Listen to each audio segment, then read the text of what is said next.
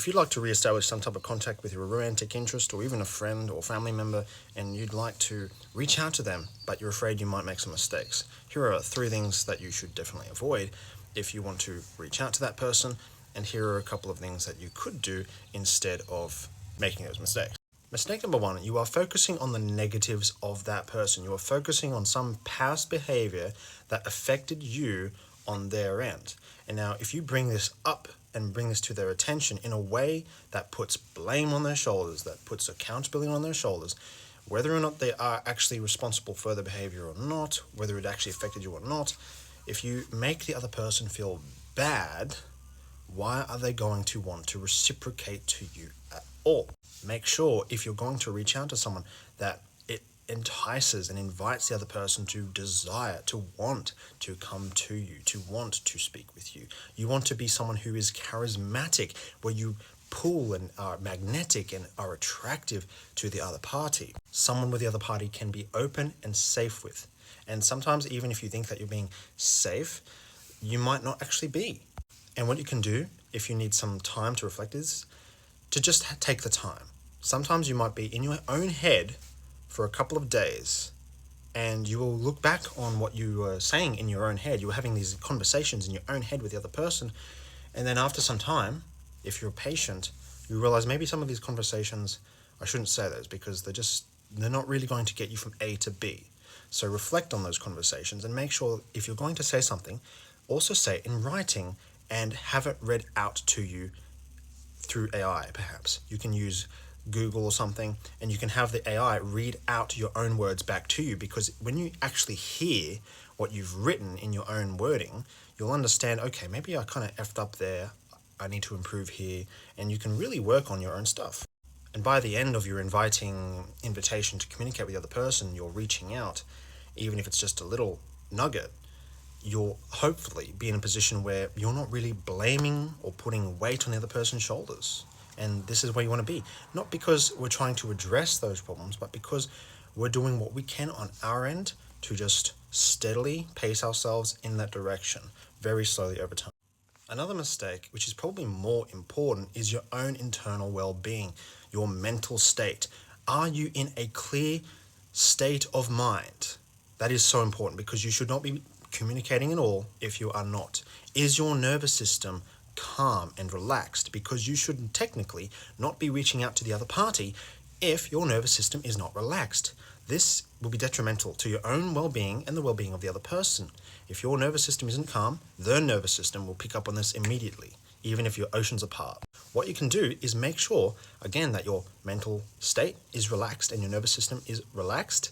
And you do this by just being by yourself, really, actually, It takes drinking tea. It literally just means enjoying yourself, and then you're in that positive mood again.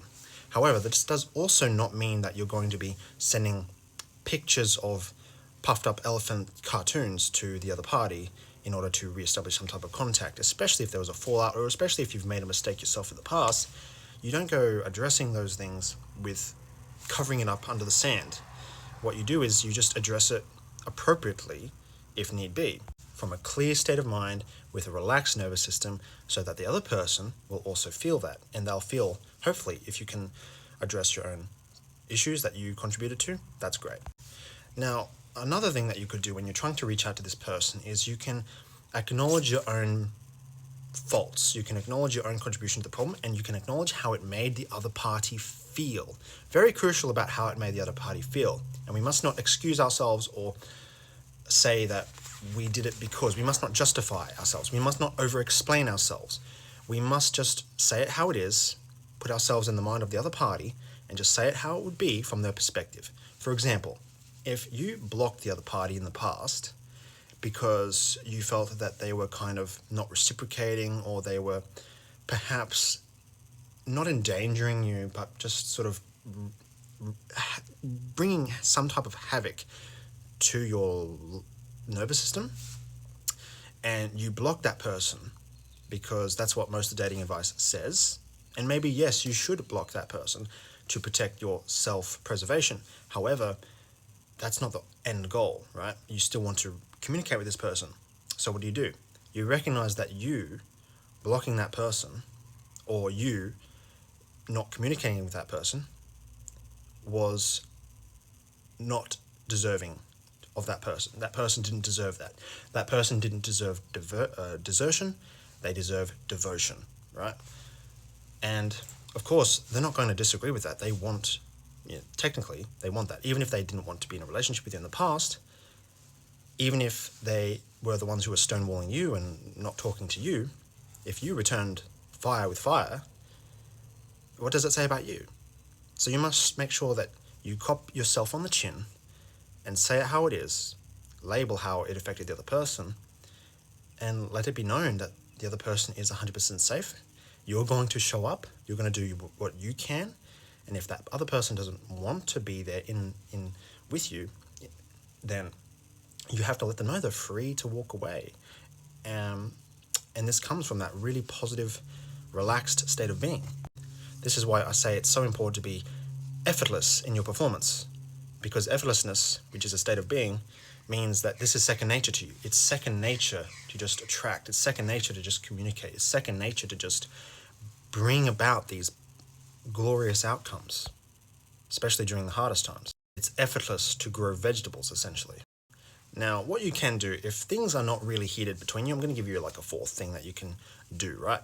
If you have not been in communication for a while, and there wasn't really a falling out, and you would like to establish some very minor connection, you can propose that the other person do you a favor. And this has to be used very sparingly, and it has to be very important to the other person at hand. You can't just say, oh, can you help me move my furniture? Because you're so good at moving furniture. It's like, that doesn't make any sense. There's no benefit to the other person. It has to be something that the other person, it benefits the other person's self-interest. For example, if they really enjoy driving, you can invite that person to take you on for a drive or pick you up from the airport. Just something very small like that, and it has to be small. It doesn't have to be this glorious thing. You literally just ask that person for a favor, to take some time out of the way to help you out with something, and that's nothing to be scared of. This is like only if you're on good terms-ish already. Actually, even if you had a fallout, sometimes this is a great way to establish communication anyway, especially with family members. And you can also say it's important. Just label this thing that you're talking about as important. Now, it does, again, have to be perceived as important by the other party, and it does have to benefit their self-interest. That's it for this video. I hope you enjoyed that. Subscribe or whatever. If you've been following me for some time, you may know that my content has been a little bit inconsistent. I kind of talk whatever is on the top of my head, and I just go from there. So keep on sticking around, because I will challenge whatever romantic dating advice that you've been taught on YouTube over the years.